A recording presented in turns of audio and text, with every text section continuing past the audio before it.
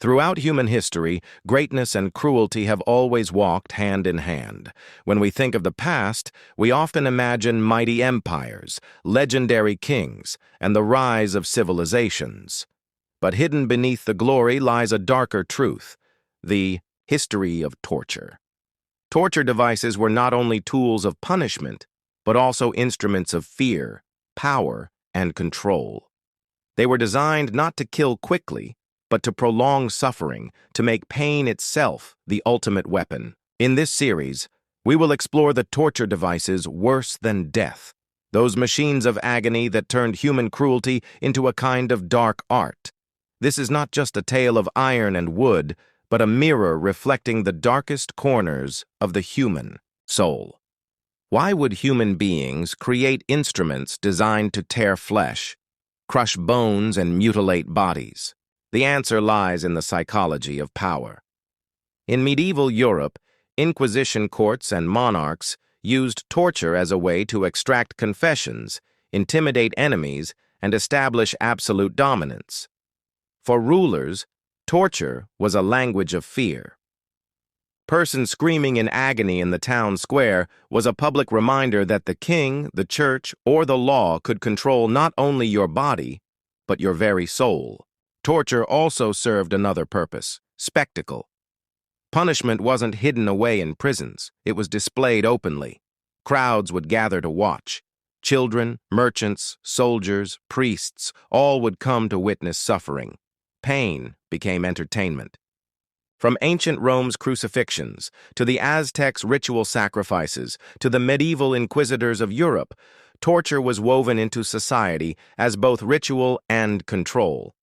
But the cruelty didn't stop at simple whips or chains.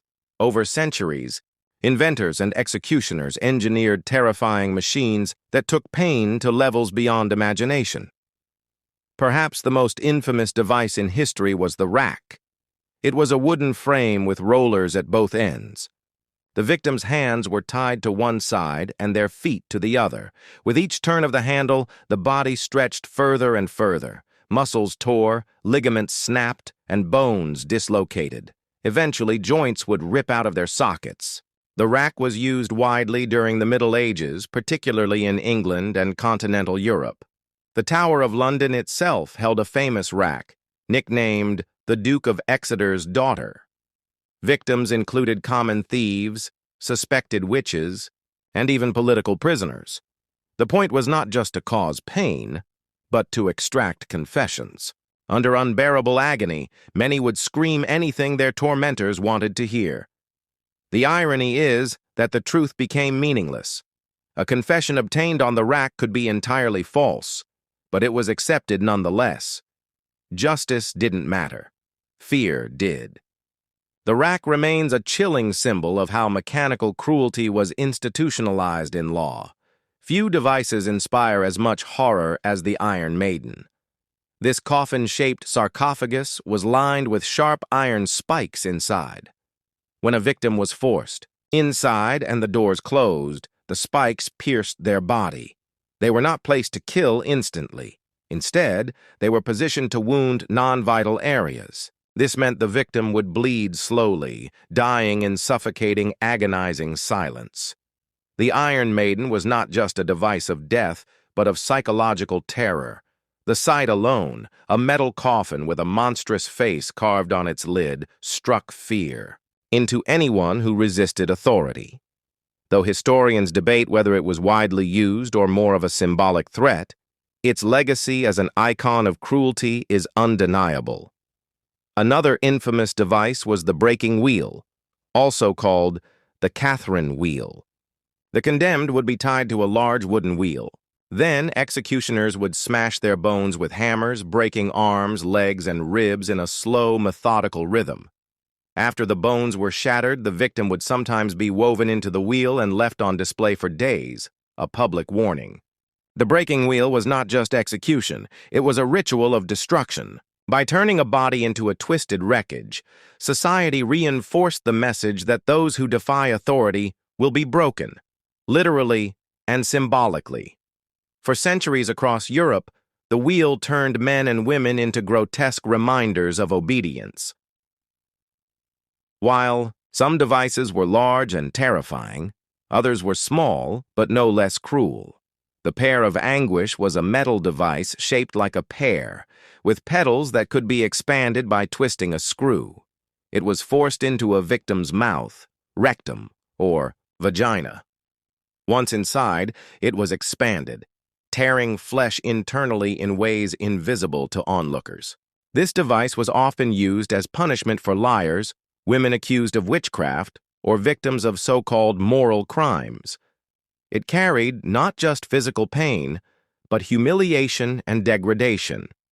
Its very design showed that cruelty doesn't need size, only imagination. Another form of mechanical torture was crushing. Thumb screws were small clamps placed around a victim's thumbs or fingers. By tightening the screws, bones shattered, nails split, and blood vessels burst. The boot, on the other hand, was placed around a victim's leg. Wooden or metal boards pressed the leg tightly, while wedges were hammered in, slowly crushing bones to powder. What made these devices horrifying was not just pain, but permanence. Victims who survived were left crippled for life, reminders of authority's absolute power. We have seen how cruelty manifested in wood, iron, and bone-breaking machines. The rack, the Iron Maiden, the wheel, the pear, and the boot, each more horrifying than the last. But this is only the beginning. In the next part, we will journey deeper into the shadows, where torture devices became even more creative, even more terrifying. From rats used as weapons to bulls made of bronze that burned victims alive, Part 2 will reveal the darkest chapters of humanity's imagination. Because history is not only about kings and empires, it is also about the suffering that echoes across centuries. In our previous journey, we walked through the haunted corridors of history, where machines of iron and wood twisted the human body beyond recognition. Yet, what you have heard so far was only a glimpse of cruelty's imagination. The devices we explore now go even further. They reveal how pain was not only inflicted by tools, but also by animals, fire, and humiliation. These were methods that did not just aim to kill, but to turn suffering into a slow and unforgettable nightmare. This is the continuation of our story, a descent into the darkest shadows of human invention. One of the most feared methods was rat torture. At first glance, the rat is a simple creature, small and ordinary. But in the hands of a torturer, it became a weapon of terror. The process was horrifyingly simple. A cage containing a hungry rat would be strapped against the victim's body, often the stomach or chest. The cage was then heated from above with fire or hot coals. With nowhere to escape, the rat would panic, clawing and gnawing through flesh, in its desperate attempt to burrow its way out. The victim experienced the unimaginable, the feeling of a living animal eating its way inside. This method was used during political interrogations and wartime punishments, striking fear without the need for elaborate machinery. It was cruelty stripped down to its most primal form, using the natural instincts of survival to destroy another. Human equally disturbing was the Judas chair, sometimes referred to as the Judas cradle. Imagine a large wooden pyramid with a sharp point at its top. The victim would be stripped and suspended above it, then lowered onto the point so that it penetrated the body. Straps and weights ensured that the victim's weight drove the torture deeper. This was not a quick death. The process could last for hours or even days, depending on how slowly the torturer chose to proceed. Infection, internal bleeding, and unbearable pain would eventually end the victim's life. The device carried a twisted symbolism. Named after Judas Iscariot, the betrayer of Christ, the pyramid was designed not only to punish, but to degrade the victim morally and spiritually. It was the physical embodiment of betrayal and humiliation. Among the most grotesque inventions was the scold's bridle, also known as the brank. This device was a form of public humiliation, primarily used against women accused of gossip, nagging, or witchcraft. The bridle was a metal cage that fit tightly over the head with a spiked bit inserted into the mouth. Whenever the woman tried to speak, the spike pressed into her tongue, silencing her through sharp pain. She was then paraded through the streets, displayed as a warning to others. Unlike some devices designed purely for execution, the scold's bridle was about social control. It turned women into spectacles of shame, reinforcing a system where silence was demanded and resistance punished. In many ways, it was psychological torture disguised as justice. Another brutal method was the saw. Victims were hung upside down, their legs spread apart. Executioners then used a large saw to cut slowly through the body, starting at the groin and moving downward. Because the victim was inverted, blood rushed to the brain, keeping them conscious for much longer than normal. Death came slowly, sometimes, only when the saw reached the chest. This method was not hidden in dungeons. It was performed publicly as an open display of terror. The horror was not only in the act itself, but in the knowledge that it was witnessed by crowds who stood watching as a human being was dissected alive. Perhaps the most infamous torture device of all was the brazen bull. Invented in ancient Greece, this was a hollow bronze statue shaped like a bull. Victims were locked inside, and a fire was lit beneath it. As the metal heated, the person inside was roasted alive.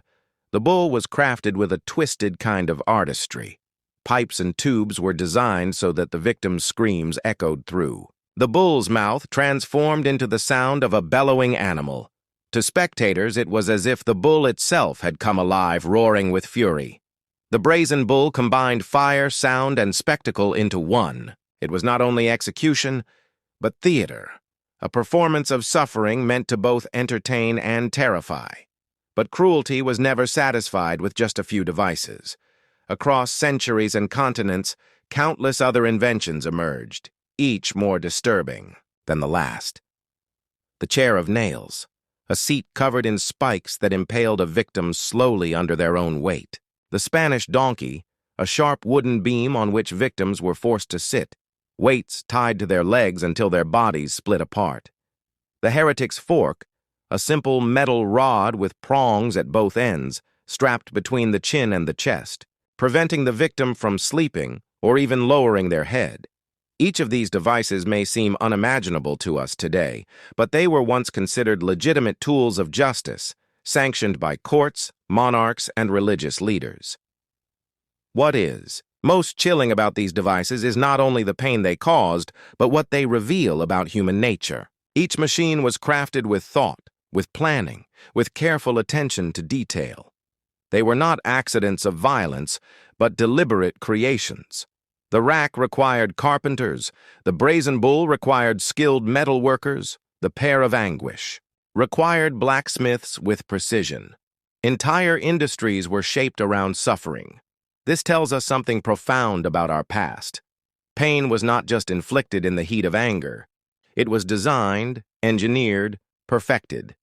And yet in this darkness, there is also a reflection. These devices remind us not only of cruelty, but of resilience. Victims screamed, but some resisted. Some refused to confess, no matter how much they were stretched or broken. Their silence in the face of unimaginable agony is a testament to the strength of the human spirit. History often records the cruelty of the torturers, but it also carries the quiet bravery of those who endured. As we reach the end of this journey, we must ask ourselves why we study these horrors. The answer is not to glorify cruelty, nor to indulge in morbid fascination. It is to remember that power, when unchecked, can turn imagination into terror. To remember that fear, when used as a tool, can destroy truth, justice, and humanity.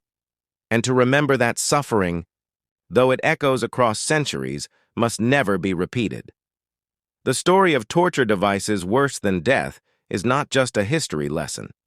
It is a warning, a reminder that within every society lies the potential for cruelty, and that it is our responsibility to ensure that such darkness never rises again. For though the devices are now locked away in museums or buried in the pages of history, the capacity for cruelty remains within us, and it is only through knowledge, through reflection, and through compassion that we can silence the echoes of pain and walk forward into a future where such horrors belong only to the past.